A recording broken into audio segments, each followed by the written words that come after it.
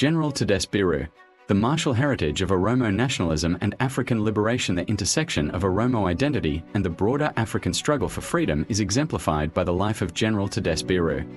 Born in the Salal zone of Oromoland, Oromia, in 1921, Birru's early life was marked by the trauma of the Second Italo-Ethiopian War, where his father was killed by poison gas.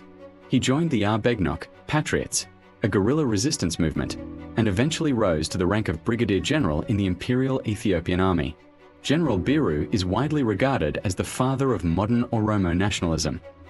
His transition from a supporter of Ethiopian imperial unity to an Oromo activist occurred in the 1960s, sparked by his realization of the state's systematic marginalization of Oromo culture and language.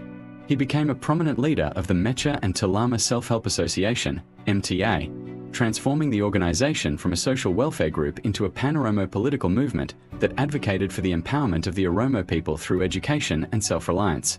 Mentorship of Nelson Mandela and the Lily's Leaf pistol. One of the most significant episodes in General Birru's career was his role in the training of Nelson Mandela, the South African anti-apartheid hero.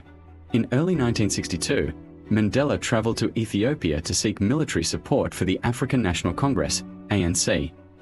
On the orders of Emperor Haile Selassie, General Birru, then the commander of the Ethiopian Special Forces, Fetno Darash, provided Mandela with intensive military training. For 4 weeks, Mandela was instructed in guerrilla tactics, military science, and the use of various firearms. At the conclusion of the training, General Birru presented Mandela with a Bulgarian-made automatic pistol and 200 rounds of ammunition. This weapon, later buried at the Lily's Leaf farm in South Africa, became a legendary symbol of the ANC's transition to armed struggle.